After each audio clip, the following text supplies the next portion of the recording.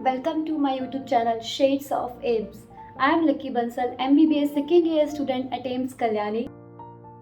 तो गाइस ये मेरा पहला वीडियो है यूट्यूब चैनल पर, तो मैं चाहूँगी आप इस चैनल को बहुत सारा ढेर सारा प्यार दें। ये चैनल इसलिए बनाया ताकि मैं नीट स्टूडेंट को मोटिवेट कर सकूँ, उनकी जर्नी के थ्रू आउट उन्हें हेल्प कर सकूँ, कैसे पढ़ना है, क्या पढ़ना है, कैसे प्रैक्टिस करनी है। एक मेरा ये मोटो है और मैं अपनी एम्स कल्याणी की फैमिली के बारे में आप सबको बता सकूँ। मेरी MBBS लाइफ कैसी है, कैसे एंजॉय करते हैं, मेरा फ्रेंड सर्कल सब कुछ कैसा है, एम्स कल्याणी के स्पोर्ट्स फेस्ट इवेंट सब कुछ कैसा होता है। So let's start my very first video, strategy for NEET 2022 for last 15 days। आपको पता है कि नीट आने वाला है, 15 डेज रह गए, 17 जुलाई को नीट का एग्ज़ाम है। तो मैं आप सबको बताऊंगी कि लास्ट 15 डेज हमें क्या प्रैक्टिस करना चाहिए, कैसे पढ़ना चाहिए, हमारा टाइम कैसे यूटिलाइज़ करना चाहिए ताकि हमारा 17 जुलाई हमारे लिए बेस्ट हो जाए।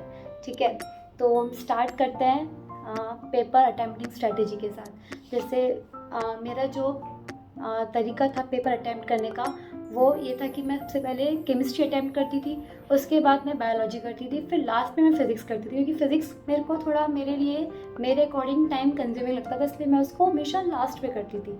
केमिस्ट्री मुझे बहुत ज़्यादा पसंद था, अभी मुझे वो पसंद है, तो इसलिए मैं केमिस्ट्री को हमेशा सबसे पहले अटैम्प्ट करती थी। ओके 400 स्कोर भी आते हैं, तो वो लोग ये सोच रहे होंगे कि हमसे होगा या हमसे नहीं होगा, हम अभी छोड़ देते हैं। तो अभी छोड़ने का टाइम है नहीं। अगर हमारे 400 भी आ रहे हैं तो हम 15 डेज़ में इतना हमारे अंदर कैपेसिटी है, हम उसको 400 से 600 आराम से कर सकते हैं नीट के अंदर। ये सब कुछ बहुत ज़्यादा टफ नहीं है या फिर ऐसा हैक्टिक नहीं है, बस हमें एक प्रॉपर कंसिस्टेंट के साथ हार्डवर्क करना है ताकि हमारा ये जो प्रैक्टिस सेशन है वो एक फ्रूटफुल हमारे लिए हो सके। ठीक है, तो जैसे मैं जो प्रैक्टिस करती थी मैं आप सबको वो बताती हूँ, अगर आपको वो यूज़फुल लगे तो प्लीज़ उसे ज़रूर फॉलो कीजिएगा।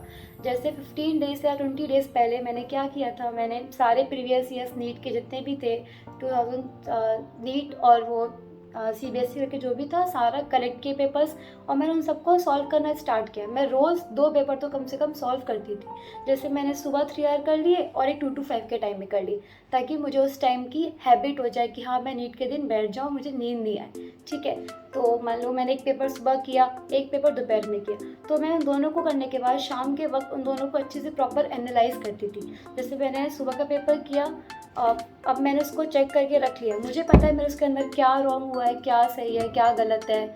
ठीक है, वो सब मुझे पता है। अब मैं इसको कैसे एनालाइज करूँगी, मेरे जो भी क्वेश्चंस रॉन्ग हुए हैं मैं उन सबके क्वेश्चंस के नोट्स खोलूँगी, पहले नोट्स को रिवाइज़ करूँगी ताकि मुझसे फिर से वो क्वेश्चन गलत ना हो जाए। ठीक है, तो मैंने वो क्वेश्चंस रिवाइज़ किए, वो टॉपिक रिवाइज़ किए।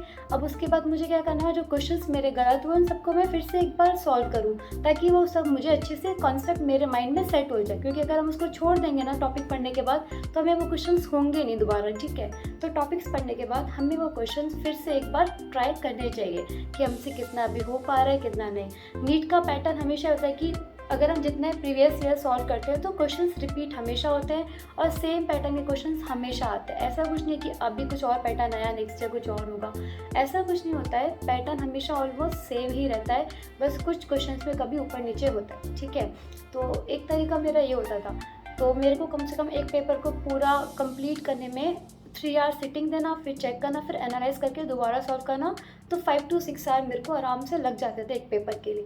पर ये टाइम मेरा वेस्ट नहीं था, ये टाइम बहुत ज़्यादा अच्छा था, क्योंकि मैंने जितने भी क्वेश्चन टाइम प्रैक्टिस किए तो नीट के पेपर के टाइम मुझे प्रॉब्लम इतनी नहीं हुई। ये नहीं हुआ कि ये तो मैंने देखा नहीं था, मैंने ट्राई नहीं किया।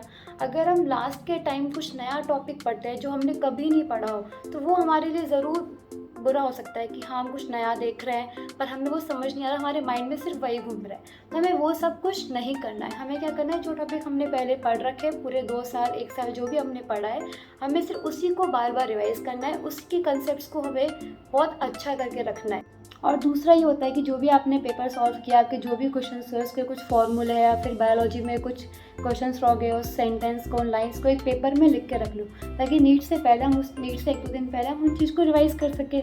हमारा होता है ना हैबिट की फॉर्मूला शीट बनाना, नीट केमिस्ट्री में, फिज़िक्स में, इन दोनों में, तो उनको बना के अच्छे से रखो और बार बार रोज़ एक बार उन फॉर्मूले को एक बार देख लो कि हाँ मैंने ये फॉर्मूला लिखे, मैंने इस फॉर्मूले का क्वेश्चन गलत किया था लेकिन मुझे अभी ये क्वेश्चन अच्छे से आता है। ठीक है। तो अगर वो फॉर्मूला लिखे रहेंगे ना हमारे पास, तो हमें लास्ट में वो हड़बड़ी नहीं होगी कि हाँ वो क्वेश्चन कहाँ पर है, मुझे वो भी देखना है, मुझे वो फॉर्मूला भी देखना है, तो वो सब हमें नहीं करना है। इसलिए सबसे बेस्ट तरीका होता है फॉर्मूलाज एक शॉर्ट कॉपी छोटी सी कॉपी ले लो, उसमें लिख के रख लो, पेजेस में लिख के रख लो, उनको अच्छे से सेफ रख के नीट से एक दिन पहले उन फॉर्मूला को एक बार अच्छे से रिवाइज कर लो। और सबसे बड़ा होता है बायोलॉजी के लिए कि आप बायोलॉजी को थॉरो रीडिंग करो, एनसीईआरटी को, मतलब एनसीईआरटी को अच्छे से रोज़ रीड करो। 15 हम पूरे 2 साल छोड़ते हैं ना कि मॉड्यूल्स पढ़ लेते हैं, कुछ और पढ़ लेते हैं, हम एनसीईआरटी पे थोड़ा कम फोकस रहता है।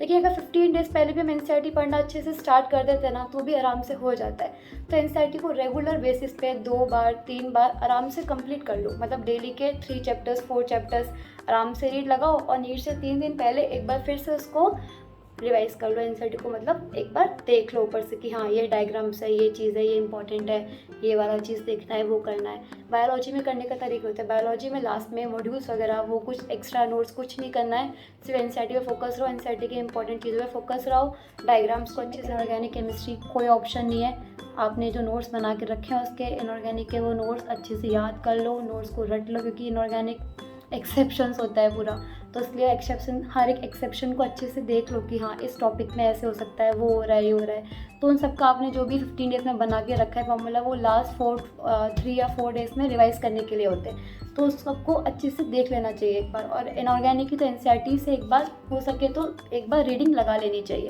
क्योंकि एनसीईआरटी इनऑर्गेनिक की बहुत ज़्यादा अच्छी दी हुई है, तो उसमें हमें कंसेप्ट कुछ ऐसे मिक्स भी नहीं होगा, हमें सब कुछ सिस्टमैटिक मिल भी जाएगा कि हमें कौन सा कहाँ देखना है, क्या पढ़ना है। ऑर्गेनिक केमिस्ट्री में रही बात, तो हमें उसका रिएक्शंस पता होना चाहिए कि क्या कन्वर्ट हो रहा है, क्या नहीं हो रहा है, तो वो सब वही है जो मैंने बताया कि फॉर्मूला शीट वो बना के रखो, आराम से रिवाइज करो, कोई टेंशन नहीं है। और पेपर्स अच्छे से सॉल्व करते रहो, जितना बार सॉल्व करोगे उतना अच्छा, जितना सॉल्व करोगे उतना अच्छा है। बार बार टेस्ट दो, टेस्ट से दूर नहीं भागना चाहिए, जितना टेस्ट से दूर भागोगे उतनी दिक्कत होगी, इसलिए टेस्ट को अच्छे से प्रैक्टिस करो और अच्छे से दो। और उनके मार्क्स अगर कम भी आए ना, तो सोचो मत कि मेरे मार्क्स कम रह गए, क्या कभी कभी हो जाता है, लेकिन अपने आप पे कॉन्फिडेंस रखो कि हाँ मैंने अब देख लिया है, मैं इस क्वेश्चन को पेपर में अच्छे से कर लूँगा, ठीक है। अगर थोड़े भी कम मार्क्स है, ज़्यादा टेंशन मत लो, माइंड में प्रेशर मत दो, एंजाइटी वगैरह ये सब फील मत करो, रिलैक्स रहो, फैमिली से बात करो अच्छे से, अपने आप को कॉन्फिडेंट रखो, अच्छा खाओ पियो, अच्छी नींद लो।